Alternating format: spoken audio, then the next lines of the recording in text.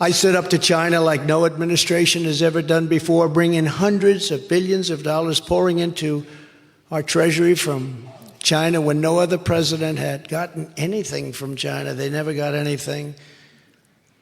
They got a lot of bullshit. That's what they got.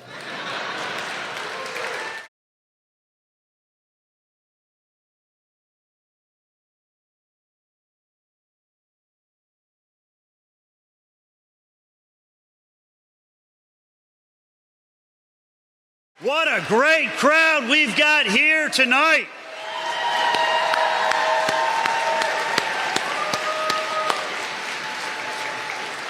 Welcome to the biggest and the best North Carolina Republican Party convention that we've ever had. We have had an absolutely fantastic run of show with a whole lot of great speakers. We are very excited to have all of our dignitaries here in the audience today. We have several members of Congress. We have several members of the legislature. We have several courts. And we've got Republicans from all 100 counties who are here tonight. And this has been an absolutely fantastic convention. Now, you guys know we had a couple other speakers last night and earlier today for lunch. And we have a very special speaker here with us tonight. Make sure that we are going to be able to roll out a great North Carolina welcome for President Donald J. Trump.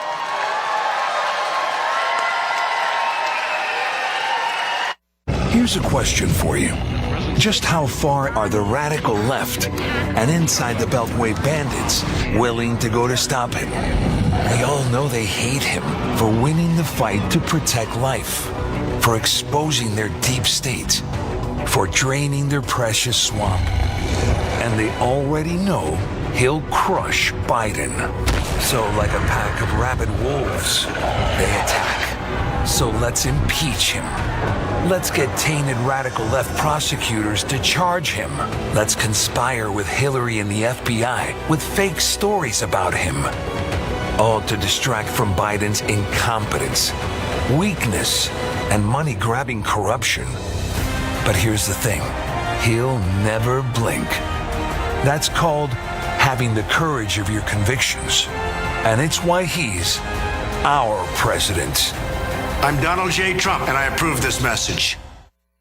Ladies and gentlemen, please welcome the next president of the United States, President Donald J. Trump. And I'm proud to be an American, where at least I know I'm free. Thank you very much. Thank you very much. Thank you very much. Great crowd. This is beautiful. I want to thank Michael and congratulations on your re-election as party chairman. That's a big deal. That was a big deal. It's great to be back in North Carolina. Very special place. Very special place. We've had tremendous success here. We won it twice. We won the primaries twice. We won the election twice. It was great. Sit down. Come on, we'll be with each other. We have nothing else to do tonight. I also want to thank our outstanding NRCC chairman. Where is the chairman? Richard Hudson. Where's the chairman? Come on, Richard, stand up. We just got back from Georgia, and he's even a celebrity in Georgia. We had a great crowd in Georgia, too.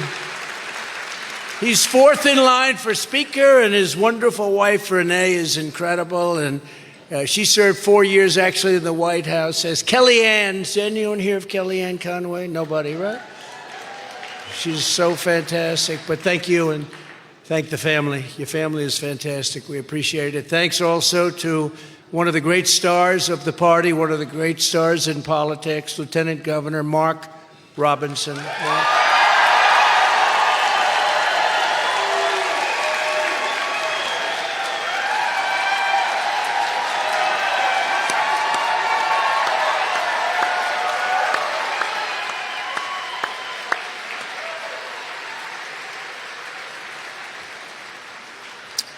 And I'm going to endorse Mark, but I'm not going to tell you about it tonight, okay? We'll save it for another time. But you can count on it, Mark. Congratulations. Great job. You've been doing a fantastic job. We also have some warriors that we fight together with all the time, and we win a lot. We win most of the time. Representatives Dan Bishop. Where's Dan? Dan? Thank you, Dan. Thank you, Dan. Thank you very much. Great job. Great job. We love him. Chuck Edwards. Chuck.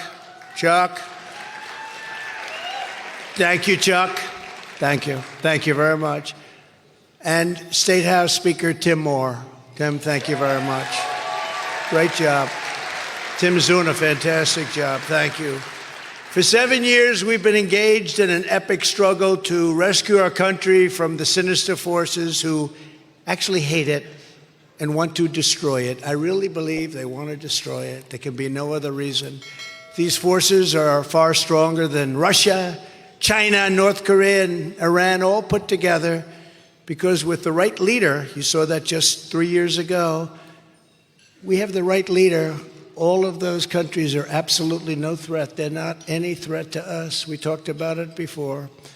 Right now, however, they're putting us in the most dangerous position in the history of our country. We've never been in a position like this. There's never been such danger. It's because of the weaponry, the power of the weaponry. And we have people that have no clue. We have people in office that have no clue. Together we stand up to the globalists. We stand up to the Marxists. We stand up to the rhinos, because they're very bad. Because you don't know where they're coming from, the rhinos, you don't know where they're coming from. We stand up to the communists and the environmental extremists, because I'm an environmentalist. I really believe that. We've done some great things for the environment, but you have extremists, and you don't know whether or not they're really serious about some of this stuff. It's not even believable. We stand up to the open borders fanatics destroying our country, the radical left Democrats, their lawless partisan prosecutors, and the fake news media. We have a lot of it back there, but not all of them are fake. That's a big group back there, by the way. Dan, I think they're here for you, maybe. And on November 5th, 2024, we're going to stand up to the corrupt political establishment. We're going to evict a totally corrupt president named Joe Biden from the White House. And we're going to finish the job that we so successfully started. Probably there's been no more important 4 years than we had. We did a great job, all of us together. Things we did nobody thought were possible. I put everything on the line. I will never yield. I will never be deterred. I will never stop fighting for you. Never.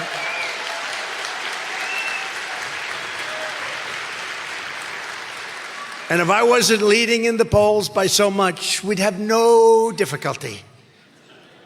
And you know, they're the party of disinformation. They say, oh, we want to run against Trump. In the meantime, we got 5,000 prosecutors after us, because they don't want to run against Trump. We beat him the first time. We did much better the second time. We beat him. We did much better the second time. More than any other president, more votes than any other sitting president has ever gotten, and more votes in terms of the margin, from 63 million, and they had millions and millions. No president's done that. Usually they get less the second time. You know, you get tired of them. They weren't tired of me, because we got many more votes. With your vote, we will take back our country from these fascists and thugs, and we will indeed make America great again.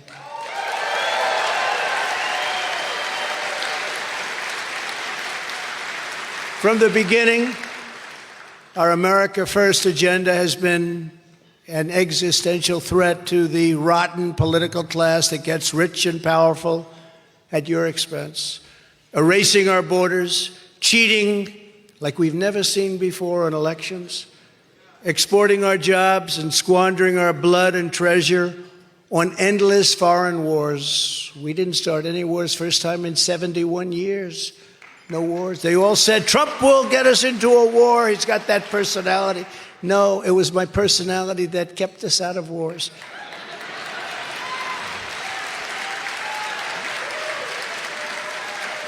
But we finished some wars. We finished ISIS, 100% of the caliphate. We knocked out ISIS. We did whatever we had to do. And we were respected all over the world as warriors without having to fight wars. You know who doesn't fight too many wars? China. You ever noticed? It's all talk. It's beautiful military. They try and beat you economically, not militarily. And there's something very smart about that, isn't there? But they respected us. They respected your president, and they respected our country. They no longer respect us. And it's very sad what's happening. They've launched one hoax. These people we have to deal with, and they've launched witch hunt after witch hunt, and they just try to stop our movement. They want to do anything they can to thwart the will of the American people. It's called election interference. That's what they're doing now. This is election interference. And we've never seen it on a scale like this. And you have to understand, the other side is downright crooked. That's why we now call him Crooked Joe Biden, because, you know, we took the name away from Hillary. She suffered enough with that name. So I retired the name from Hillary because I wanted to bring it over to Biden, because he's probably worse than she ever was, and that's saying something. As the Durham report proved, they spied on my campaign. They forged false evidence to get illegal surveillance warrants. The FBI offered $1 million for a fictitious dossier written by a foreign spy to try and frame me for treason. We beat it all off, didn't we? They put our country through hell, and they knew it was a lie the entire time. They knew it was a lie. They knew the laptop from hell was a lie. They knew everything. Remember, it's not me they're going to go after. And if you think of it, whoever took my place, and I hope it's not going to be anybody, because we're the ones that are going to save this country, because our country's in trouble. They'll go after that person, and that person will not be able to withstand the fire. And I know all of them. I know them all. And they actually admit it. They come to me, how do you stand this? And I usually look at them and say, in a sick way, I sort of enjoy it. Because it exposes them. It exposes them for what they are. And it's also lifted the poll numbers to even higher legs. Have you seen this? The polls are through the roof, and the fundraising, small dollar fundraising, is setting records. But still, you get indicted over nothing. You get indicted over the Presidential Records Act, which they don't even admit. They call it the Espionage Act.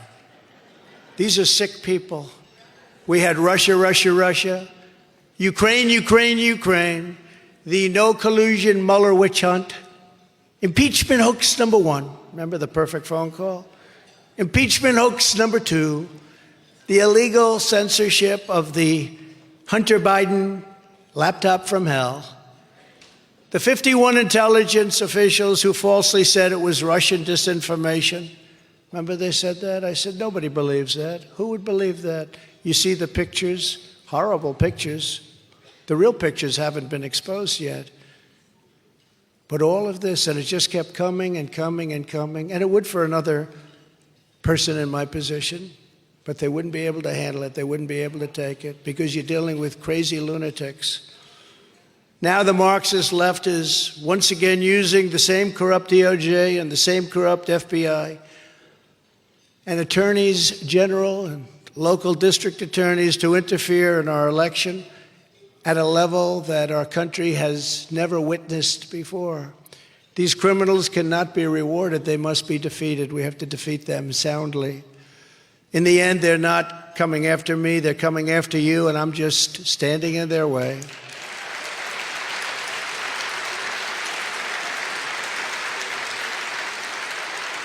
The baseless indictment of me by the Biden administration's weaponized Department of Injustice will go down as among the most horrific abuses of power in the history of our country. I think it already is when you think about it. And certainly going back to Obama, when I said, they spied on my campaign, everybody, including the fake news media back there, they said, oh, that's so crazy. Turned out I was right. This vicious persecution is a travesty of justice.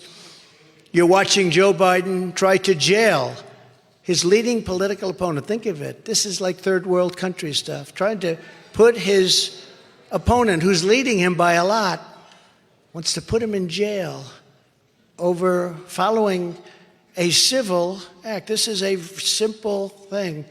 The Presidential Records Act, it's all under the Presidential Records Act, as it should be.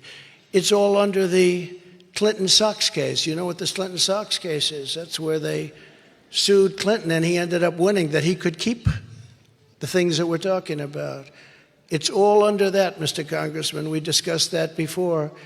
But this is more like Stalinist Russia or Communist China that we're dealing with. These people have reached a level of Trump derangement syndrome that nobody thought was possible. And I never thought, frankly, that this could happen in America. You go after a president that got, again, the most votes by far of any sitting president in history, gets out of office. And because I'm running, if I wasn't running, wouldn't even be talking about it. If I weren't leading, we wouldn't be talking about it. But we're leading by a lot. We're leading to sanctimonious by massive numbers. He's heading south quickly. No personality. You got to have a personality to win.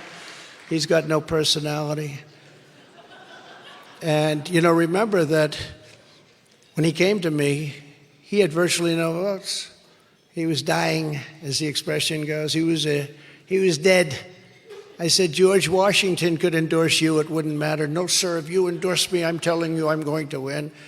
I said, let's give it a shot. I endorsed him. He went up like a rocket ship, and shortly thereafter, they had the primary, and he won. And then we had to get him through a crackhead. But nobody knew he was a crackhead at the time. At the time, he was the hottest politician in the Democrat Party. Male version. Female version, Stacey Abrams. It's true. Stacey Abrams and him. But he was hard to beat. And Ron said to me, I don't think I can beat him. I said, you'll beat him. And I did 3 rallies, massive, massive, massive rallies, thousands and thousands of people. And I said, you're going to win. And he ended up winning. And then they started cheating at the end. Do you remember all the votes were disappearing over days? 10,000 here. Rick Scott, same thing. And I called in. You wouldn't believe it. The FBI. Would you believe it? And it stopped. So at least they did something right. But I got him in. And then they said to him, I said, congratulations, Ron. I didn't know him that well. He was one of the many people that supported me during the impeachment hoaxes. So I'd see him on television a little bit, but I didn't know him well. Then I heard 3 years later, they said, would you run against the president? And he said, I have no comment. That means he's going to run. I said, I got this guy in, Mr. Congressman. And he said he's going to run. And then I haven't been very nice to him since then. But we're leading in Florida by 28 points, and people are not happy with him. And he's a lousy campaigner. Remember that when he came to see me, he had almost no points. He was ready to look for a new career. You told me that better than anybody. He was looking for a job. And when I endorsed him, it was like magic. It was like he was a rocket ship. But I believe in loyalty. And, it's just very disloyal. If somebody got me into office, and I got him in, some people I help. Some people I help, and some people I get. And I got this guy in, along with some others. But some people I help, and that's different. Some people I help a little bit. Some people I help a lot. But some people I get in. I got this guy in. So, you think there'd be a little bit of a loyalty. And it's bad for the Republican Party, frankly. But let's see what happens. But we're leading by a lot. But meanwhile, Joe Biden had troves and troves, thousands of boxes, classified documents from his time as vice president and even as a senator. And boy, when you're a senator and you take classified documents, that's a big deal. I watched Dick Durbin get so angry about it. I said, well, he'll be brought back into the fold eventually. But he went out, and Senator Durbin, he said, you can't, as a senator, take classified documents out of a SCIF. He took them out of a SCIF as a senator. It's unheard of. I spoke to a lot of senators. They said, I don't believe it. A lot of them. Got a lot of them. They didn't believe it. And they come after me. And we had a wonderful operation, everything by the Presidential Records Act. We were talking to NARA. But you know, NARA's radical left.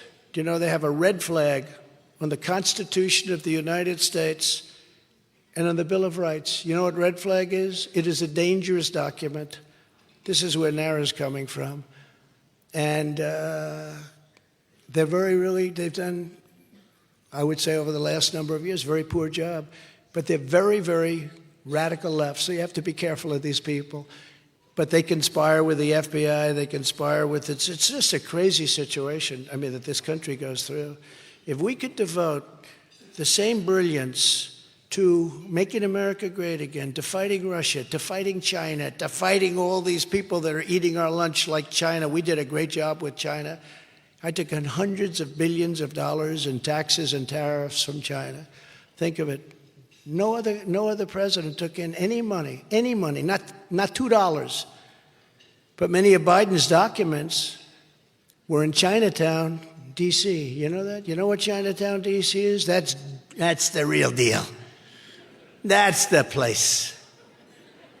And he's getting money based on reports currently.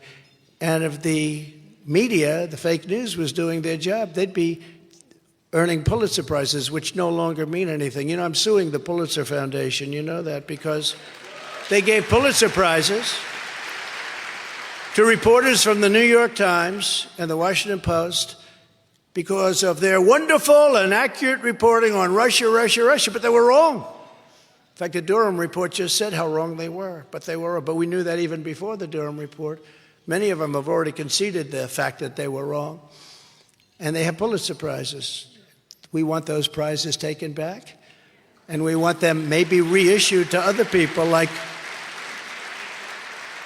Greg Jarrett, like John Solomon, like all these people that actually did call it right. They were real reporters. They really did a great job, but they have to take those back. And so we're suing them. And we're suing them for damages because they're libeling me by saying that these people continue to have the Pulitzer Prize. That means they're saying that the story of Russia, which even the papers themselves have now admitted is a hoax, that's libeling me because they're saying that it continues to exist. So let's see what happens with that. But we have to bring back our country. We have to bring back sanity into our country.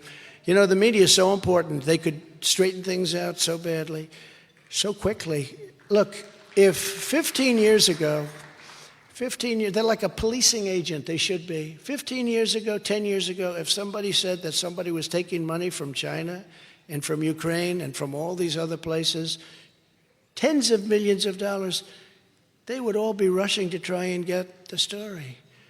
Woodward and Bernstein, I'm not a fan of either one, actually. I got to know them, major sleazebags, but, you know, Woodward looks like such a wonderful guy. He's absolutely the worst. What sleazebags? Oh, poor Richard Nixon. He had to put up with them, but I got my own problems with these people. But Woodward's a sleaze. Bernstein, I don't know, but he looks pretty bad to me. I don't know Bernstein. I heard he was the poorer of the two. He seemed to be that. He's a nasty person, though. For a person that doesn't know me, I don't think I ever met him. But if I did, it was quick. But he's a nasty guy. But they're all nasty because they're deranged. But we have to have our great media be policing agents so that things like this can't happen. Because, you know, there is no scandal without press.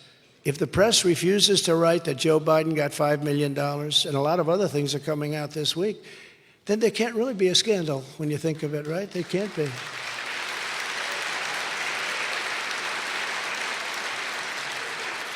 Jamie Comer and Jim Jordan have been incredible, and their committees. But, you know, it's amazing that they sometimes say to me, not the two individuals, but people in the committees and people in Congress. We were talking about it just a little while ago with a few congressmen. We have stuff that's so earth-shaking. And you put out the announcement and you think it's going to be headlines in the New York Times and the Washington Post and every paper and every ABC, which is real fake. I call it ABC fake news, NBC fake news, CBS fake news. But you put it, or I put fake in front of every one of them. And nobody can say it's not. It's like they're coordinated. They're totally coordinated. They use a word, like they had a word not so long ago, manufactured. The votes are manufactured. Every station said the same thing. It's never been used in politics before. Nobody ever said votes are manufactured. Every one of them. We want to report that the votes have been manufactured. You turn to the next one, ABC. The votes have been manufactured. It's like somebody sends them a memo what to say. But if they were honest, our country would be in such great shape. Amazing. But they're not. It's no coincidence they indicted me the very same day it was revealed that the FBI hid explosive evidence that Joe Biden took a $5 million illegal bribe from Ukraine. Now, this is done. I haven't read anything about it. This would have been the biggest story in history 10 years ago. Walter Cronkite would have reported it, and he was on the liberal side, to put it mildly, but he would have made this the biggest story. But we don't have Walter Cronkite anymore, do we? The Walter Cronkites and the great ones are gone. Right as they're closing in on Hunter and Joe Biden, they want me to put up with this form of retribution like nobody's ever seen before. But it's okay because the public is smart. You know, it's amazing how smart the public is. I go through the town. I was always doing well, and people liked me, and we did great with the, all the votes we got, the most ever for sitting president. But I was doing great. I've never had receptions. We just left Georgia, and we had a room that was, they've never had anything like it. And there were thousands and thousands of people outside trying to get in for the Republican chairman's lunch. Not normally the biggest thing. Now, because Michael is so outstanding, of course, this is a big deal. But you've never seen the streets, tremendous crowds at the airport waiting, the airport being very far away from the venue where it was, people all along the roadway. And this is not really campaign season. People are disgusted with what's going on in our country. They want America back. They want America back.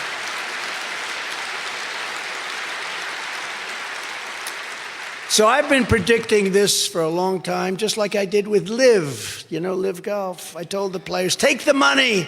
They're all calling me, say, thank you very much. Should I take $185 million? Say, yeah, take it.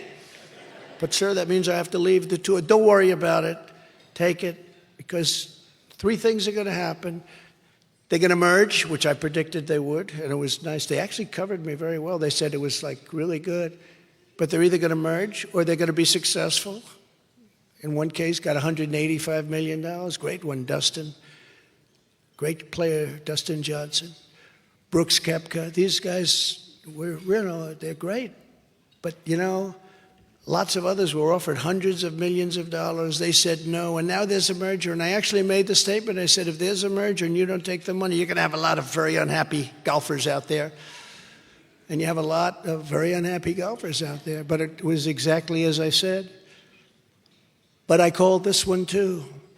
And I said that Hunter will probably be charged with some minor offense like jaywalking, so that the FBI and the DOJ can pretend that they're fair. Oh, we got Hunter. So while they're going after me under the Espionage Act, that's like the creation of missiles in your basement. They got him for nothing. And there's never been a more corrupt group of people in the history of our country running this country, where somebody sits on a board, gets $83,000 a month, a $3 million upfront payment. Nobody's ever seen anything like this. And in all fairness, was interviewed on one of the shows on Maine Television. I call it Maine. Used to be Sirius Television. Now it's Maine Television. But he said, no, I don't know why they paid me so much. Do you have expertise, sir, in oil and gas? It's an oil and gas company. No, I really don't. Do you know anything about it? No? Then why are they paying you $83,000 a month and $3 million in upfront payments? And we think it's actually more than that. But these are corrupt people. These are corrupt. He had no answer. He had no answer. The money laundering, the ignoring bribery, and the other massive crimes, they all implicate crooked Joe Biden. See how good that name works? Because, Hillary's now finished, let's assume, although she's probably going to try and make a comeback. After this speech, she'll probably try, but I don't think she'll be very successful. But she was a woman that was out of control. The stakes of this election could not be more stark. Either we have a communist state. They used to use the term deep state. I'm stopping it. I'm using it Marxist. I'm using it fascist. I'm using communist because deep state is far too soft. Far too soft. Remember during the campaign, I'd say we're going to end up being another Venezuela, but on steroids. Big scale version, big, large, beautiful scale version of Venezuela. How about we're buying oil from Venezuela? When I left, Venezuela was ready to collapse. We would have taken it over. We would have gotten all that oil. It would have been right next door. But now we're buying oil from Venezuela, so we're making a dictator very rich. Can you believe this? Nobody can believe it. You know where the oil, their oil is garbage. It's horrible. The worst you can get, tar. It's like tar. And to refine it, you need special plants. And these people are talking about not doing oil. We have liquid gold, the best, most beautiful stuff you can get. Liquid gold, better than gold, right under our feet. We have more than Saudi Arabia. We have more than Russia. We were going to have the greatest energy system in the world. We're going to pay off debt. We're going to reduce taxes. We're going to make so much money that these guys came along and they stopped it all. What we had done is amazing. But with Venezuela, they put their oil and they refine it in Houston. So all of those pollutants go right up in the air. We don't want to take oil because we want to watch the environment, but we'll take the worst tar in the world, burn the crap out of it, create oil, and watch it go into our atmosphere. So the environmentalists have no problem with that. So we lose economically, and we also lose from an environmental standpoint because it is really dirty stuff, the dirtiest stuff you can imagine. We take it from Venezuela, and we also make the country strong again. And the head of the country is a dictator.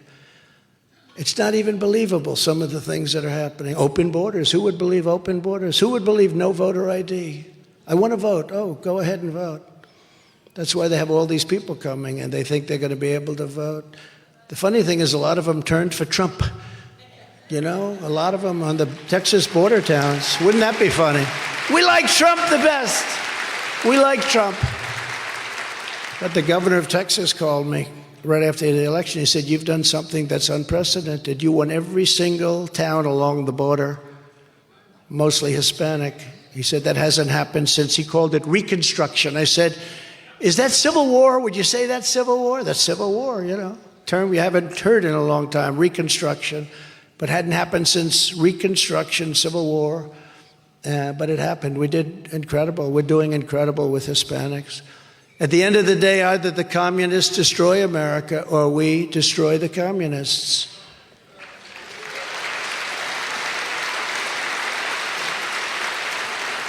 And never forget what the demented persecution of our movement is all about. Our enemies are desperate to stop us because they know that we are the only ones who can stop them. We're the only ones that can do it. Small group, relatively small group.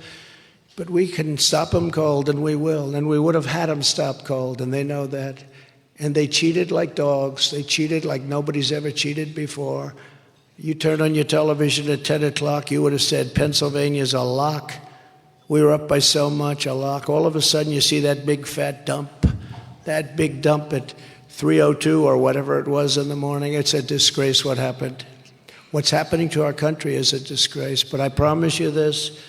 If you put me back in the White House, their reign will be over and America will be a free nation once again.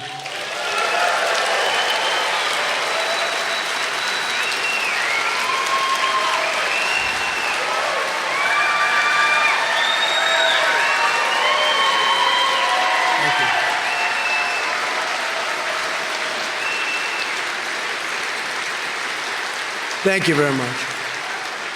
I stand before you today as the only candidate who has what it takes to smash this corrupt system and to truly drain the swamp.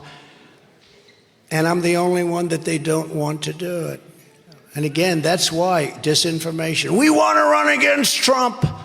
We want to run. Oh, we're dying to run against Trump. We killed him last time. They know it. Killed him with Hillary. How about that one? You think that was a little surprise? That shook them up. They said, we'll never let that happen again. So they developed all sorts of... Read the New York Times. I'm not a fan of the New York Times, but read New York Times, certain stories. But read in particular Time magazine cover from a couple of years ago, because they couldn't help themselves. They had to take credit for it. What they did was so bad for our country. And look at our country now. Look where we are. We're dying. Anyone else will be ripped to shreds. There's no issue where a spine of steel is more important than when it comes to rescuing America from a really bad Biden economy. Our economy is sick. Everything is sick. But remember, and it's true, 100%, they will not be able to withstand the fire. For 3 years, Joe Biden and his corrupt allies in Washington have waged economic warfare on the hardworking citizens of our country. Biden flooded your communities with millions and millions of illegal aliens. Look at what's happening to our country right now. Crushing American wages and stealing American jobs. I believe that, you don't hear this number, I think, from anyone else. I believe by the end of this year, the real number is 15 million people, that's bigger than New York State, will have come in to our country. He launched a vicious crusade to shut down American energy. Anwar, think of Anwar in Alaska. Ronald Reagan couldn't get it done. Nobody could get it done. So many years, so many decades, I got it done. The first day they terminated Anwar. Would have been bigger than Saudi Arabia. At least the same size. Would have been bigger. So good for Alaska. Would have been the biggest in the world. We were going to make so much money. We're going to pay off our debt. We're going to reduce your taxes still further. Remember, I gave you the biggest tax cuts in history, the biggest regulation cuts in history. But we would have made so much because oil and gas is such a big business. Such a big, big business, such a powerful business, and such an important business. New England has a liberal tint, or taint. I would say taint is a better word, actually. But it's a little bit on the liberal side, they say. But they pay the highest energy prices in the United States because they're afraid to build a pipeline right through New York State in a poor region where people desperately need the job. A pipeline would bring down New England numbers by 50 or 60%, but nobody wants to talk about it. Biden spent trillions of dollars on socialist lunacy, causing the highest inflation in 52 years. Since Biden took office, the typical family has lost over, think of this, $7,400 of annual each year income. Joe, his number one job was as next president, what he wanted to do, everybody that talks, and they're right, we want to reverse what Joe Biden's done. He's been a horror show, economic horror show. He's been a horror show from the standpoint of our country. And what he's done in terms of our military, he's given away $85 billion worth of equipment, the best equipment in the world, to Afghanistan. They're now one of the leading sellers of military equipment anywhere in the world. Some people have them at number 2 because they don't need 700,000 brand new rifles. They don't need 70,000 vehicles, many of them armor plated. Think of your friends that have a used car lot and think of them as big. They're big. If they have 300 cars in that lot, it's a lot. We gave away 70,000, some of them costing millions of dollars, vehicles, armor plated, 4 inches of armor. Under my leadership, we built the greatest economy in the history of the world. In fact, we did it twice. And now we're going to do it again, and it's going to be better than ever. We're going to do it again.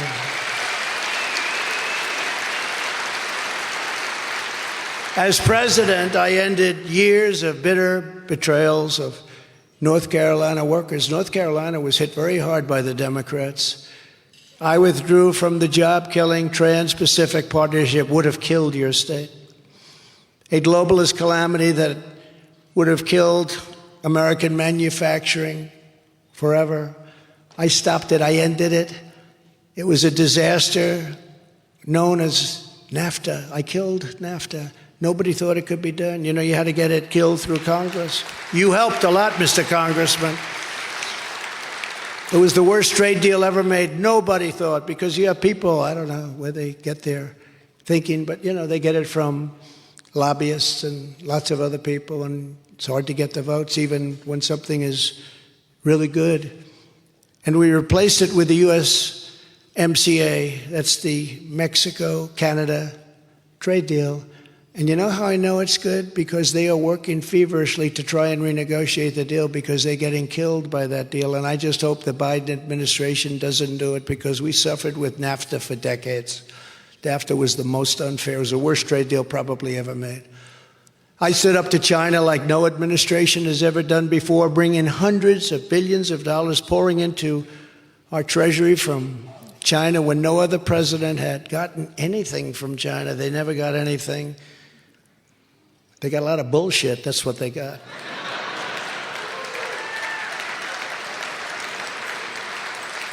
And when China targeted our farmers, I got China to give our farmers $28 billion. Who do you think else is going to do? You think Joe's going to do that? Hey, President Xi, you've really been screwing our farmers. You got to give us, got $28 billion for the farmers. That's why I say I'm not losing Iowa. Somebody said, how are you doing in Iowa? I am up like 35 points. But I said, how could I lose Iowa? I got $28 billion for the farmers. Nebraska, any farm state. You took some big chunk out of that $28 billion too, by the way. When I'm back in the Oval Office, I will revoke China's most favored nation trade status.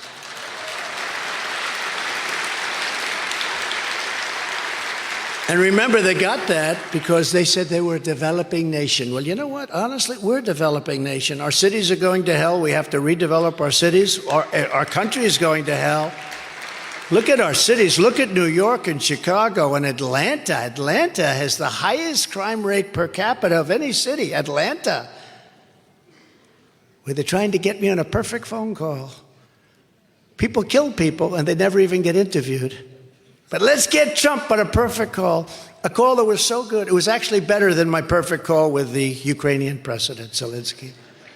It was more perfect. But think of it. I have many lawyers on this call. Just to diverge, I have many lawyers on this call, state lawyers. Brad Raffensperger was on the call. I was calling to complain about the election because I said it was rigged, and had good reason. But we had there many lawyers. I said things, and that was it. The call ended. Future calls were going to be had. Nobody said, sir, you shouldn't say what you just said. What a horrible thing. We just talked. What I said was perfect. It was actually perfect. Could not have been better. Most people have read it. They've said, oh, what's wrong with this? It's just a con job. They con. They're all disinformation, misinformation. It's a con job. If there were a problem with that call, these state lawyers would have said, sir, you're not allowed to say that. Would you please take it back? This came up long after that call was made. It's like John Lovitz. Remember John Lovitz on Saturday Night Live? He's probably a Trump hater, but I'll use his name anyway. The liar. They called him the liar. Yeah, I went to Harvard. That's where I went. I went to Harvard. I'm a businessman. That's right, I'm a businessman. Well, they did it too. They said, let's see, there was a call with Trump. That's right, there was a call. Yeah, I think he said something. Let me tell you. If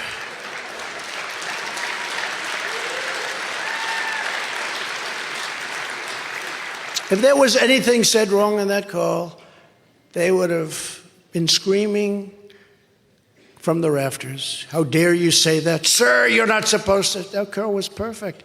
I complained about election fraud, and I wanted them to do something about it. And they should have done something about it, but they didn't. We will gain total independence from China. We will make the United States the manufacturing superpower of the world, and we were starting to do that. Tremendous money was coming in, and to your state. It was coming into North Carolina, what a place.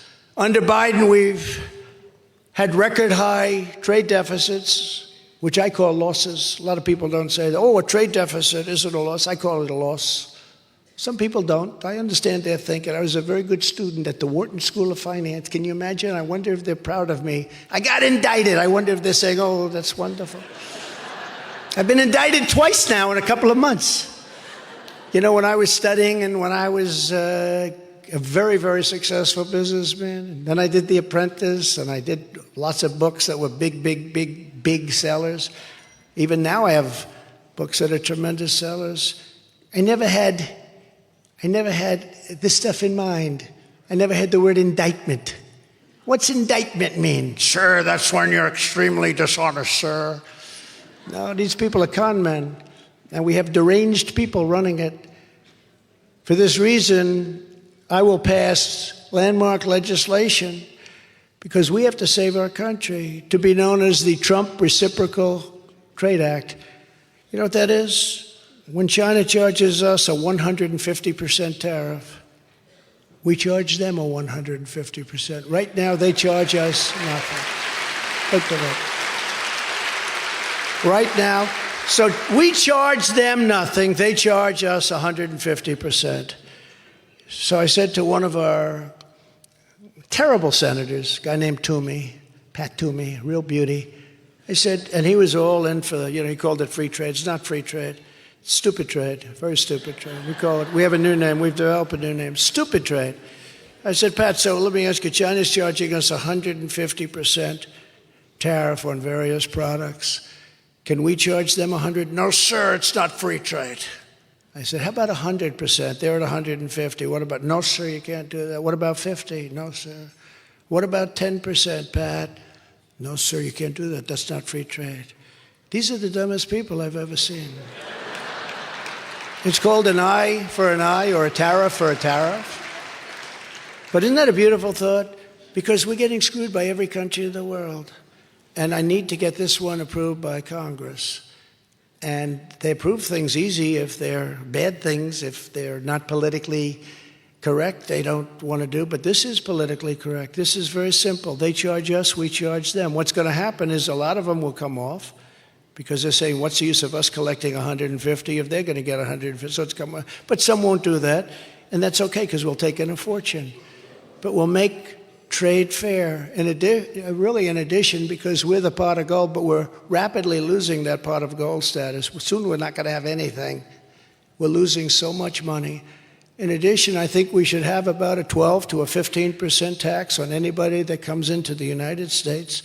This is a tariff. If they want to do business, if they want to take our wealth, if they want to steal our wealth from us, they should pay 15%. It's not that high a number. It's not going to stop them. We'll make a fortune, and we're going to become a profit-making machine so easily. So easily. Because remember, we have $34 trillion in debt. We've got to pay it off. And we don't want to do anything stupid. But if we do the Reciprocal Trade Act, that's fantastic. And if we do we've had people, smart people, that said, if we are going to sell our wealth to other countries, we should charge them for it.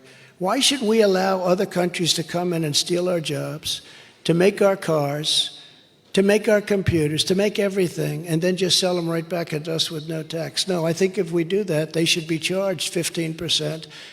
The numbers that you're talking about are astronomical, and we will become overnight a tremendously successful country. And many jobs, when you do that, will come back into the United States. So I want you to think about that. That'll be very controversial tomorrow in the fake news because it's such a good thing. They're going to hate it. We're going to fight the globalist vultures and the Washington swamp just as we did before, and we're going to win. We're going to have tremendous victories. I said we're going to beat Hillary. I was right. I said we're going to beat Biden. I was actually more right. But we're going to beat him this time, and we're going to watch those votes. With COVID, you couldn't go there. People sent in the votes. They get all these ballots. They send in the votes. Tens of millions of votes come in out, going in. Nobody knew what the hell. They knew what was happening. But we can never let that happen again. Remember this Jimmy Carter, and he's a nice man, and I know he's not well, so I'm not going to say anything. But Jimmy Carter had a commission, and he said you can't do mail-in ballots. If you have mail-in ballots, it's going to be rife with fraud.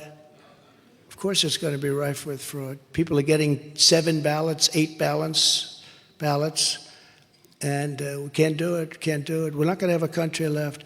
France used to do it. They got out of it because they said it was so fraudulent, and they went to paper ballots, same-day voting, voter ID. And you know what? They had an election. They got 36 million votes. They had a winner, they had a loser, and that was the end of it. Very simple. A lot of people, it sounds too simplistic, but paper ballots, they make certain watermark paper that's phenomenal stuff. It's actually technologically advanced paper, if you can believe it. But we should do paper ballots, we should do voter ID, and we should go back to same-day voting. We should also have just one day. We don't need, even if you call it a holiday, we don't need to have, I don't know if you know this, we don't need to have 48 days of voting.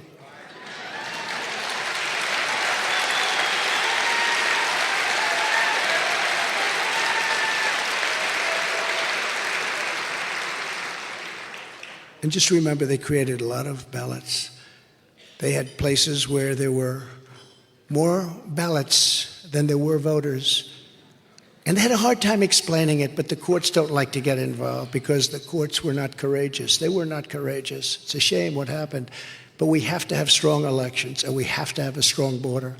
It's no wonder the swamp is getting truly desperate as they see us leading big in all the polls. And this week's Morning Consult poll just came out. We have a 34-point lead on DeSanctimonious. We're at 56%. That's with a lot of people in it. Haley's at 3. Great job. Pence is at 7. Oh, look at this one. This one just came out in the Clarity campaign poll, very respected. We're leading by 56 points. That doesn't mean we have 56. That means we're leading Ron DeSanctimonious by 56. 69% for Trump, 13% for DeSantis, and Pence has 6. Once you get used to saying DeSantis, it's hard to say DeSantis. I was actually being interviewed, and I was trying to be serious, and I called him DeSantis. I said, that's not good. But he's changing his name. Now it's DeSantis. And I put a little message out, never change your name in the middle of a campaign. You don't change your name in the middle of a campaign.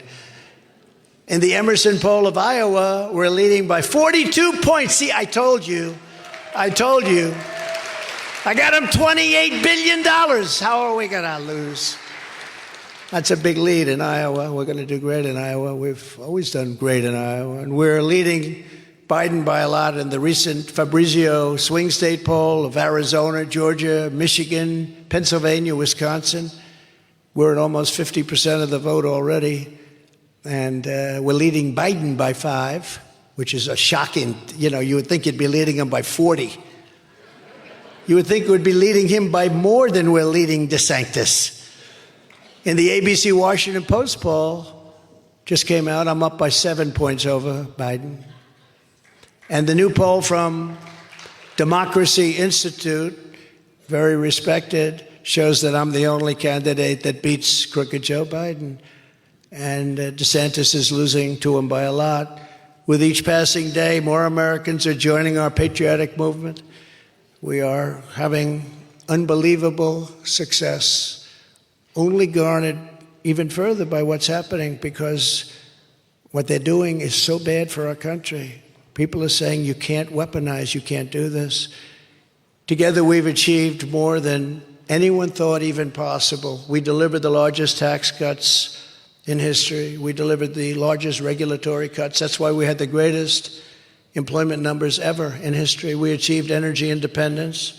We were soon going for energy dominance, where, as I told you before, we were going to be paying off massive amounts of debt and lowering your taxes still further, because that's the kind of numbers you're talking about when you get the oil cooking. In 60 years, think of it, we had the worst problems and the worst costs in energy in 60 years. We had it down to $1.87 3.5 years ago, a gallon. And we actually had it lower than that, but we won't even talk about that because I had to save the oil companies. They were all going to go bust. I said, this is the first time I've ever said we got to get it up a little bit. I actually called Russia and the King of Saudi Arabia.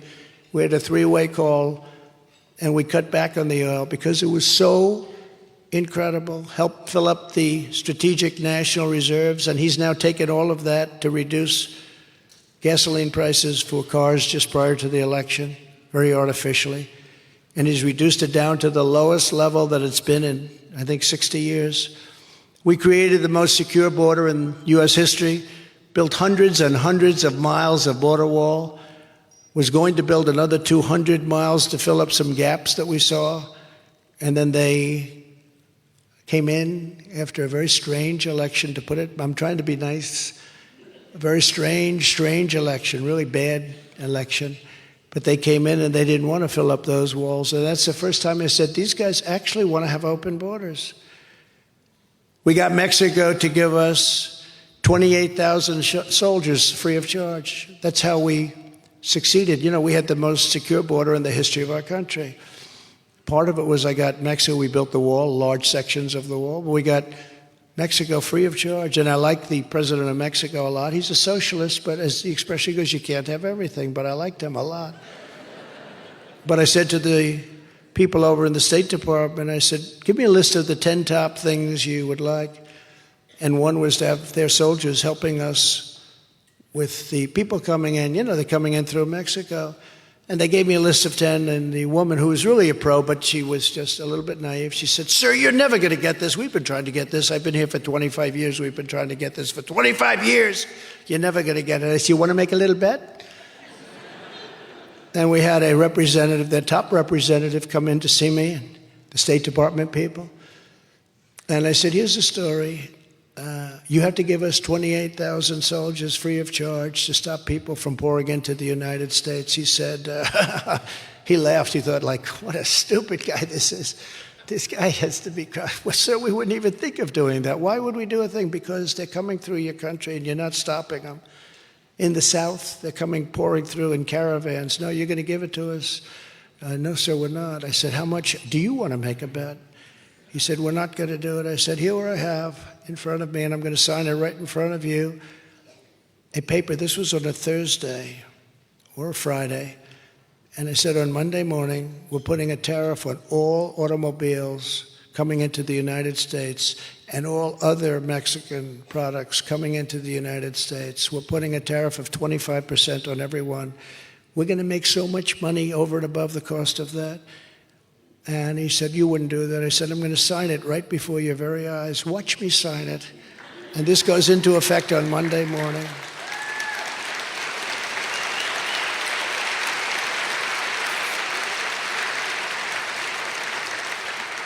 And he said to me, sir, do you mind if I take 5 minutes to make a phone call? He was going to call, obviously, the president, because he was the second person.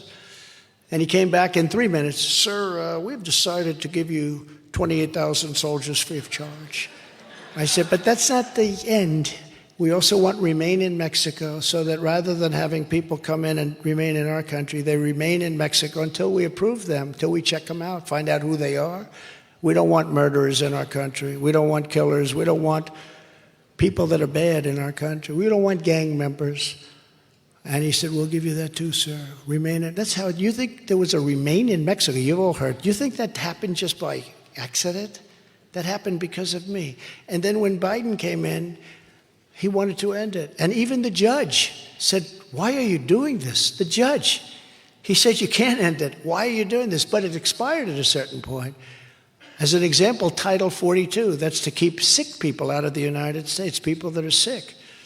And it was an incredibly successful thing. And they wanted to terminate it 2 years ago. And the judge said, do you know how many people are going to be flooding our nation if you terminate? This is the judge. He's supposed to be making a ruling. He's telling them that they shouldn't be doing this. And he wouldn't let it happen. But it expired a couple of weeks ago. And they did nothing to do anything about it. And we have a lot of people that have diseases that we don't want to have in our country. And I'm not just talking about COVID, I'm talking about some big things. It's so sad. And then we terminated catch and release. Remember the famous, you catch them in our country, and then you release them in our country, and we say, come back in 4.5 years, we're going to have a trial. Only the stupid ones come back. Nobody comes back. 4.5 years later, they're gone. Nobody ever sees them, Dan, right? That's it. I mean, how crazy is it? It's so crazy. But we ended all of that stuff. We had the greatest border, most secure border we've ever had. And the people of this country want that back. You know, it's very interesting. When I ran in 2016, the border was a big deal. I would talk about the border all the time. The border, the border, the border. People couldn't get enough of it because we had a really bad, unsafe border, people pouring through. I did such a good job that in 2020, nobody wanted to talk about the border. And when I talk about it, people would start falling asleep. I said, I did too good a job. But now it's worse than ever. It's never been like this. Now it's worse than, I say it's worse than any third world country. Because a third world country wouldn't let 15 million people flow through their borders. They'd fight them out with sticks and stones. So we had the best border in the history of our country, and now we have, in my opinion, the worst border in the history of the world. Think of it. What third world country would let millions of people just walk across the border, take our education, take our hospitals, take our food? Our veterans aren't treated nearly as well as illegal aliens. Our veterans aren't treated nearly as well. So sad to see it. And we had the highest approval rating, Dan knows this, of any VA in the country. You know, we passed two things. Number one, we were able to fire people, which you couldn't do for 58 years. It was in the hopper because we had a lot of sadists. We had thieves and we had a lot of bad people that worked in the VA. Bad people, but the worst were the sadists. They would beat up old, wonderful soldiers, beat the hell out of them. They got their jollies out of it. They're sick. And we weren't allowed to fire them. No matter what they did, we couldn't fire them. I got it, so we fired, I think, about 8,000 people, all sadists and sick people. And there was one group just before me, they caught them stealing $400,000. Stone Cold caught them, and they couldn't get rid of them. They had to keep them. The whole thing is crazy. But we got that done. But of equal importance, maybe more importance, if you had to wait more than a day to get yourself taken care of, and we had all this passed through Congress, if you had to wait more than one day, and you were so helpful, if you had to wait more than one day, by the way, Richard has been a fantastic congressman, Richard Hudson. You really helped us a lot. He was a fighter for this. But if you had to wait more than one day, because people were waiting months, they were becoming terminally ill, waiting. Something they could clean up with a prescription or with a small operation, they'd end up dying, they'd become terminally ill, because it would take 4, 5, 6 months to see a doctor. I said, if you had to wait more than one day, you go to a private doctor, and we pay the bill. We made deals with doctors all over the place so they can't, they tend to be a little bit high. This is like a golden pot. But we actually saved a lot of money because we were making people better. They were able to live with their families. They weren't dying. It was an incredible thing. We had a 92% approval rating, and now it's down the drain because they ended all that stuff, and it's worse than it ever was before. And then some people will still foolishly vote for the Democrats. I don't understand it. It's like with religion. We fight for religion. They fight against religion. How can a religious person vote for the Democrats? What they've done to Christianity and all religions.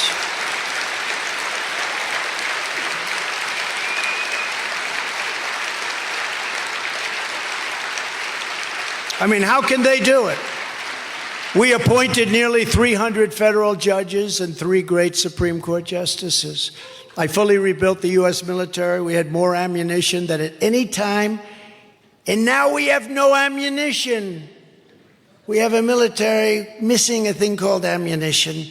We had so much it was stocked to the gills, and now we have very little left because we're giving it to Ukraine. And I would end that war within 24 hours, I will tell you. And end it fairly. And I imposed a powerful travel ban to keep radical Islamic terrorists and radical jihadists the hell out of our country. People said, oh, that's a terrible thing. But how good did we do in 4 years? Look at our record in 4 years. You didn't hear about all that stuff. I don't even like talking about it, give people ideas. But we had a tremendous record because of what we passed. And we passed things that nobody thought were possible. But look at our record on that. We accomplished all of this and more in just 4 short years. And just imagine what we can accomplish in the next 4 years. And the advantage is that I've been through it. I know the good people. I know the bad people. I know weak people and strong people. I know the people that are losers that you don't want. And I know the people that are winners that a lot of people don't know or understand. But they're the winners, the people that can bring us back. I know them all. When I first went there, I didn't. I had to rely on people. What do you think of this guy? What do you think of that guy? And people were giving me advice. We had great people too. You know, again, we rebuilt the military. We got all those tax cuts and regulation cuts. We had great people, but we had some people that I wouldn't have put in the place. Guys like Bill Barr, because he didn't have courage, and I wouldn't have put them.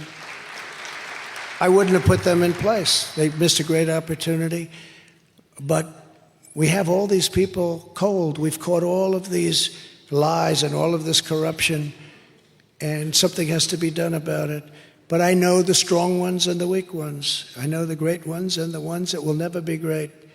And again, you know, it's funny, I was in Washington, D.C. 17 times in my entire life.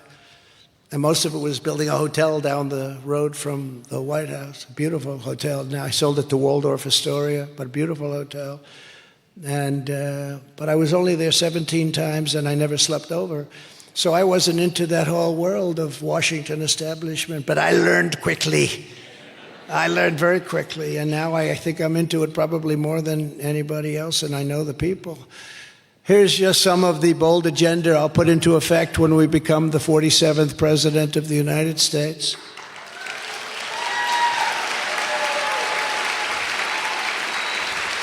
Before I even arrive at the Oval Office, shortly after I win the presidency, I will have the horrible war between Russia and Ukraine settled, if it's not already settled, and they should get it done quickly.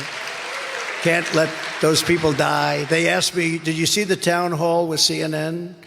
They got one of the highest ratings they've had in like 11 years, and they end up firing the guy because it was Trump. Instead, they should celebrate. We had our highest ratings. You're supposed to get paid for high ratings, Richard.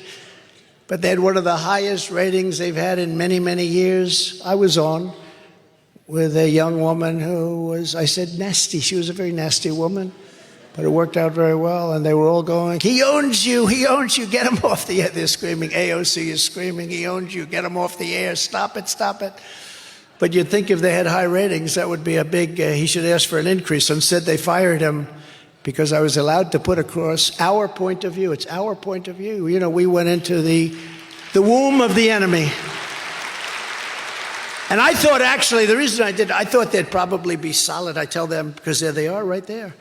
But I tell them that they're doing so poorly in their ratings. If they went to the center or even went a little bit right of center, and I thought they might be planning that. I think that's a good business strategy because right now they're known as fake news. Can you imagine if this is on CNN right now? The one thing you know is they're going to turn it off. Oh, the light just went off the television. That just went off, the red light. I can see all those red lights. That light. Oh, well, sorry about that. I'll be finished about this in 20 seconds, and then you can turn the light back on. But I thought they were going to be maybe a little bit more moderate and get their viewership up and really have a big evening and great. But as I was being introduced, they were saying things that were so bad. I said, this is going to be a war. But it wasn't, look, it worked out well, but it didn't work out well for him. It should have, because he actually did a good job in the sense it was very professionally done, very professional. Everything, the set, everything was beautiful, and they got tremendous numbers, and they fired him. He's gone now. Mr. Licht, sorry about that. I'd like to apologize to Mr. Licht. But I'm the only candidate who can make this promise. I will prevent World War III. I will prevent it. Not going to happen.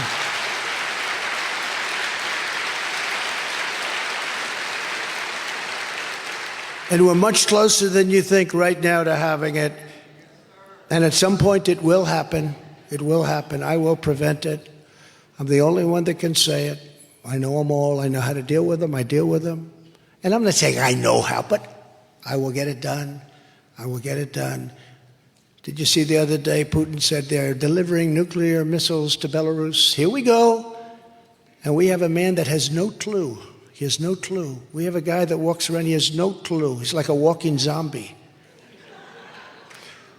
You know, I meet these other leaders, President Xi, Kim Jong-un of North Korea, did a great job with that. Kim Jong-un with the meetings and, you know, historic. We got along great. They hate saying that when I say they got along. How dare you get along great with a dictator? You know, the guy's got hundreds of nuclear weapons. It's nice to get along. And I'm not saying that from weakness. I'm just saying from common sense. No, I got along with him great. How dare you say that President Xi of China is a brilliant man? No, he's brilliant. He leads 1.4 billion people, and he leads them very powerfully, and he's doing things and ripping off our country for years. But they get upset when I say somebody's brilliant. But here's what I will say. They're all at the top of their game. I know every one of them, all these leaders. They're smart as hell. They're tough. They're cunning. Some are vicious. Most of them are vicious, actually. They think the United States is run by fools. They all take advantage of the United States. I had a thing with France. I like Macron, but he's a wise guy. I like, you know, sort of young. And my people were negotiating with him. He's putting a tax on all American companies that do business in France. I said, who the hell wants to go to France? But he's putting a very big tax on. So Steve Mnuchin and my people were negotiating with him and came back, no, they can't make a deal. I said, why can't you make a deal? We can't. They want to put the tax on. All these companies tax. If you're an American company, they got to tax you. I said, that's not right. I said, give it another shot. They came back a week later. They can't make a deal. I said, I'll make a deal. What do you mean you'll make a deal? Same thing, same old story all the time. It's always the same story. They don't write about it. They know about it, but they don't write about it. I wish all these things were taped. I really do. I wish these conversations, because these were classic conversations. So I got Macron, Emmanuel on the phone, and I said, Emmanuel, why are you putting a tax on all of our companies? Oh, but Donald, we have to. As you know, it's been approved by everybody. I said, I don't care if it's approved. Take it off. Oh, no, we can't do that. It's been fully approved. And I said, now here's the story. If you don't take it off, again, tomorrow morning at 7 o'clock in the morning, we're taxing all of your wine and champagne that's coming into the United States at 100%.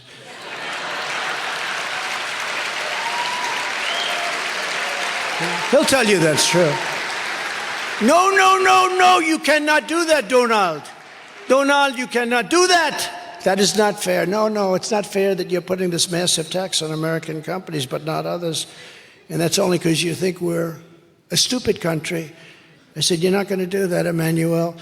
Tomorrow morning at 7 o'clock, 100% on every frickin' bottle of your wine and champagne. I don't even like it. I like the stuff made in our country better, even though I don't drink too much wine.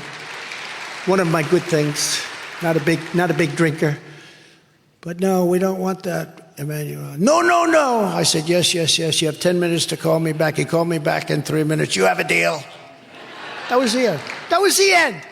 But you know what? Now he's going to put it back on. So, and nobody's going to. You think Biden's going to call him back and talk that way? No, they don't talk that way. And yet they're vicious. I don't even think it's Biden that's vicious. I think it's a circle of maniacs around him. You know, you have a woman in the Justice Department, Lisa Monaco. She's a Trump hater like nobody you've ever seen. I think she's second in the Justice Department. Lisa Monaco, very unfair. You have this maniac. I call him a deranged person, Jack Smith. He's deranged. His wife hates Trump even more than he does. And these are the people. We get treated very unfairly. But I will also, so importantly, immediately cancel every open borders policy of the Biden administration. The borders will be closed unless you come in legally. Under Biden, other countries are emptying out their prisons, insane asylums, and mental institutions and dumping everyone into the United States. Did you know that? Wonderful. Their prisons are being emptied out all over the world, not just in Guatemala, not just Mexico, not just El Salvador. No, all over the world they're coming. Last week we had 129 people coming from 129 countries were represented by people pouring into our country illegally. 129 countries. Most people didn't even know there were that many. There are actually more than that, and sometimes we have a lot more than that. But their prisons are being emptied into the United States.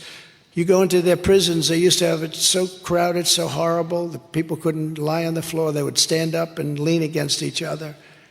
Now they have nobody in those prisons. They're all in the United States of America. Thank you very much. We're like a dumping ground. The same thing with people that are mentally ill. They said, please don't use the word insane asylum. But no, there are some very serious places, insane asylums and mental institutions. And those people are all being dumped into the United States. Why should they take care of them if a country is foolish enough to take the tremendous risk and cost? The risk being even bigger than the cost, but the cost is not even, it's not imaginable how big it is. So we have all these people that are vicious prisoners. You think our prisoners are bad? These people make them look like Boy Scouts. And they're being dumped into our country. And all of the people who are mentally ill, I read an article recently, fairly recently, about a psychiatrist who was working at a hospital for 20, 25 years in South America. And he was sitting reading the newspaper, being interviewed for this article. And he said, you know, I used to work 24 hours a day working with patients, but I don't have patients anymore. They've all been delivered to the United States. He wasn't like complaining. He was just saying the facts. He said, I used to work so hard. Now, you know, I want to help people, but we really don't have the people are being let into the United States. And he said, some of these people are very sick. And this is what we're doing. Because we have a president that doesn't have a clue, and we have radical, leftist, Marxist, crazy people that are actually running our country. Following the Eisenhower model, people don't realize Eisenhower was very tough on immigration. Did you know that, Richard? Like very, very tough. He had them taken away, and he used to have them brought a little bit over the border, and they'd come back again a little bit. Then he had them brought 2,000 miles away, and they didn't come back so quick. But they used to put them on the other side of the border. They'd come right back. But he was very tough. But we'll use all necessary state, local, federal, and military resources to carry out the largest domestic deportation operation in American history. We have no choice. We have no choice. And I'll probably lose votes because of that. They'll say, oh, he's so mean. We're not mean. They're killing people. They're destroying our country. And if I lose votes, that's okay. I don't care. We have to do what's right. We have to straighten out our country. I will ask every state and federal agency to identify every single known or suspected gang member in America, and every one of them that is here illegally, we will pick them up and we will send them back to the country from which they came. We'll bring them back very quickly. Because we don't want you or your family killed by some deranged person or some person that's in prison for having killed 9 people and that happens to be living happily in the United States of America. And this is very unsuspecting. When they hit you, you wouldn't even expect it. These are hardened criminals. And to further deter illegal immigration, I will sign a day one executive order ending automatic citizenship for the children of illegal aliens. You get automatic citizenship. Automatic citizenship. And unlike Ron DeSanctimonious, who voted to gut Medicare, remember that he voted to gut it. And Social Security, gut Social Security. And he voted 3 times to raise the retirement age to 70. You know, Ron DeSanctimonious is a disciple of Paul Ryan. Anybody that's a disciple of Paul Ryan, you don't want him. But I will always protect Medicare and Social Security for our great seniors. And one thing I've learned in politics, when a guy is against like Medicare or wants to decapitate it, or a guy's against anything Social Security, and then they have an election and all of a sudden they love it. Although he hasn't even said that yet.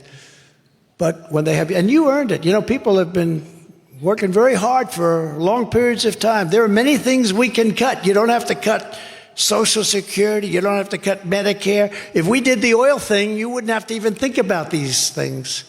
But they don't want to do the oil thing because they don't know what they're doing. But one thing I learned is that when they want to do it, then they go a little bit because they want to try and get elected. They always go back to it. So when somebody wants to cut Social Security or Medicare, and then they go back to saying, oh, I love them very much, within a fairly short period of time, they'll be cutting it. Just remember what I say. And I will not put a national sales tax of 23% on our citizens, which DeSantis wants to do. He wants to put a 23% national sales tax on. Rich people, I sort of like the idea for myself. Can you imagine somebody now is going to pay every time they buy something 23%? This will not be happy, but more importantly, it's not fair. On day one, I will immediately sign a new executive order to cut federal funding for any school pushing critical race theory, transgender insanity, and other inappropriate racial, sexual, or political content on our children.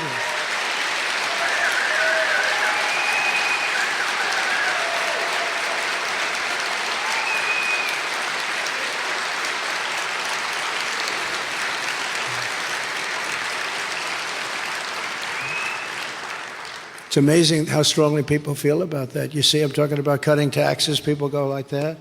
Talk about transgender, everyone goes crazy. Who would have thought 5 years ago you didn't know what the hell it was? But one that I think is incredible that we would be saying that I can't even believe you have to say, I guess I have to say I'm a politician, right? I don't want to say that, but I have to. I became president. I guess I'm a politician. But I can't believe I say this. I will always support parents' rights. Can you imagine saying that 10 or 15 years ago, parents' rights? Who wouldn't? Think of it. Who wouldn't support parents' rights? That you have to get up and say, I will always support parents' rights with their children. I mean, what's going on with their children? They can take the children and do whatever they want without the parent even knowing? I will not give 1 penny to any school that has a vaccine mandate or a mask mandate.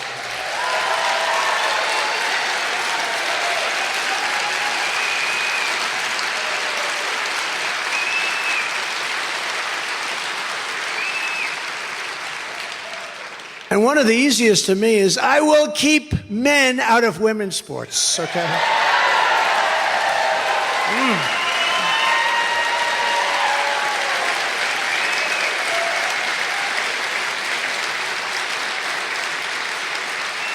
You see the records that are being broken now? Records that have held up for 18, 19 years, they're being obliterated. Check out the weightlifting records. Guy comes up. A woman is fantastic. She's a great champion. She's lifting weights. Something like 218 pounds. That's a lot of weight for a woman to go, boom. And they'll put like a 1/16 of an ounce on one side, a 1/16 of an ounce on the other side. Yeah, I can't do it. I can't do it. Doesn't quite get there. Great champion. Then a guy comes along, bingo. I mean, they're breaking records by numbers. But you know what? It's really demeaning to women, very demeaning to women. So unfair.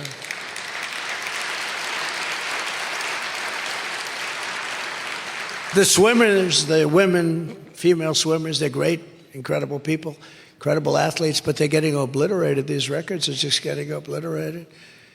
Some women are being badly injured by the windburn that's caused by the man going so much faster. The wind is blowing. It's just terrible. No, these records are being obliterated. It's so unfair. But who would even think that you could allow this? Who would say that this is okay? These people are sick. They're deranged.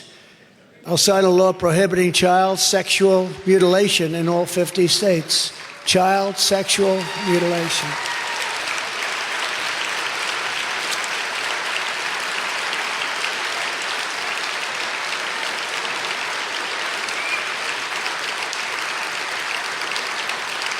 There's another one, though. Think of it.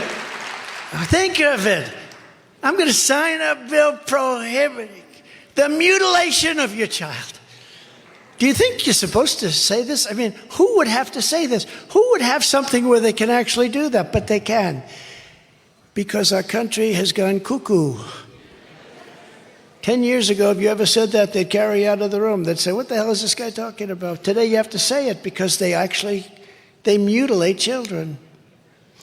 As I announced this week, to continue my long record of standing up to Big Pharma, I will establish a special presidential commission to investigate what is causing the decades-long increase in childhood diseases, autoimmune disorders, autism, obesity, infertility, and other chronic health problems that people are seeing over the last 9 or 10 years that they weren't seeing before. To uphold our Second Amendment, I will ask Congress to pass the National Concealed Carry Reciprocity.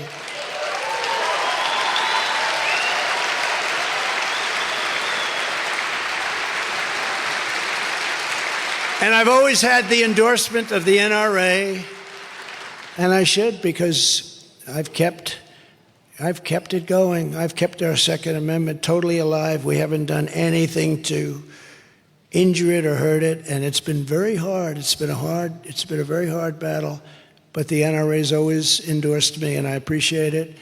But I've done a job that for years I've kept it alive under the most trying circumstances. We need it for protection. We need it for our safety. We need it for other things too, including sporting, including living, but we need it for our protection. And I am a big believer in the Second Amendment. You know, a certain country, a man was elected and they were having tremendous crime out in the countryside all over this country, where people were going in, attacking households and killing and raping and doing things that were just absolutely horrible. And he got elected and he said, everybody go out and buy a gun. And they did, and now your crime is down like 40%. Go out and buy a gun to protect yourself. It's down 40%. Before then, you couldn't have any protection. And the one thing you know, the bad guys are going to have the gun.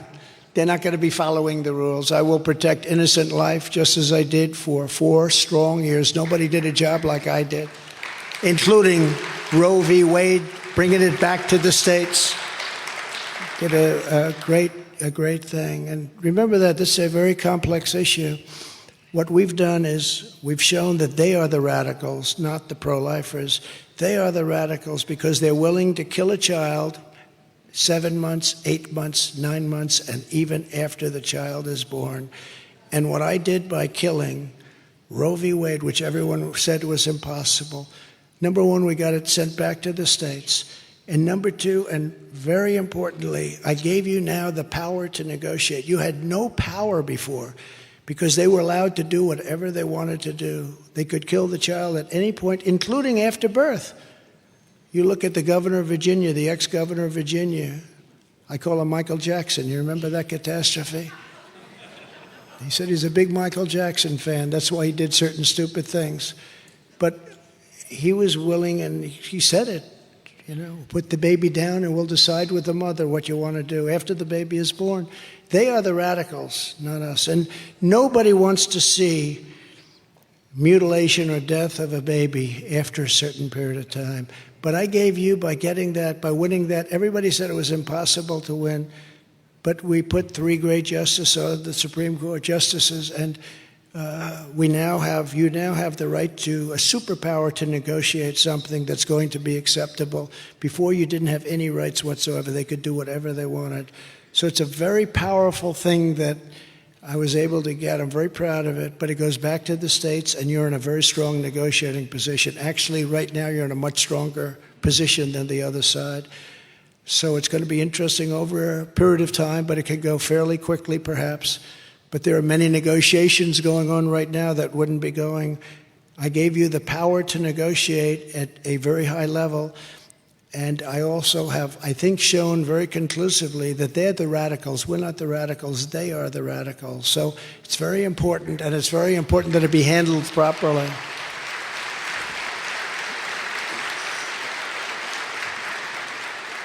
I will restore free speech in America, and I will require every federal employee to pass a new civil service test demonstrating an understanding of our Constitution. And finally, oh, look at that. Wow. Wow. That's nice. Nice that you believe in the Constitution. That is really something. That's great. Finally, to restore pride in our history and confidence in our future, I will lead a massive year-long salute to America to celebrate the 250th anniversary of July 4th, 1776. That's the date. We're not changing the date. We're going to have a massive anniversary. And our country deserves it, especially what it's going through now. This is what we must do to restore our country to greatness. The USA is a total mess. Our economy is crashing. Inflation is out of control. China, Russia, Iran, and North Korea have formed together as a menacing and destructive coalition. Nobody thought that would be possible. It's all taken place over the last 2.5, 3 years. Our currency is crashing and will soon no longer be the world standard, which will be our greatest defeat in 200 years. This will be, in many ways, bigger than losing a war. It will take our power away from us. It will take everything away from us. And it's happening faster and faster. And it will happen if we're not put there. We have to stop it. We have to have the currency of record. That would be a tremendous failure. That would lead to problems the likes of which you would never even be able to think of. But it won't happen with me, not even a chance, just like Russia would never have happened with Ukraine. And China would not have even thought about raiding Taiwan. They're flying bombers over there every day. They have ships circling it. They're getting ready for something. They were never doing that in 4 years. One of these gentlemen standing right there said, well, you have to admit, nobody talked about it when Trump was president. That's right. If you took the 5 worst presidents in the history of the United States and added them up, they would not have done near the destruction to our country as Joe Biden and the Biden administration have done.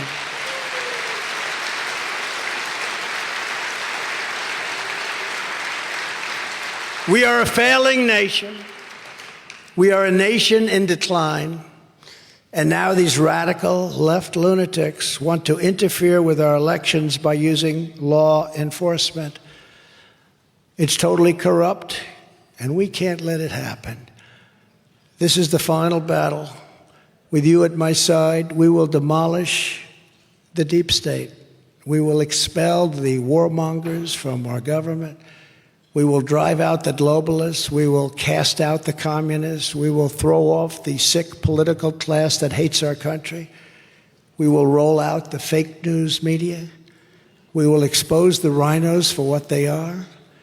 We will defeat Joe Biden, and we will liberate America from these villains once and for all. We will liberate. We're going to liberate our country. The silent majority is rising, and under our leadership, the forgotten man and woman will never be forgotten again, never be forgotten again.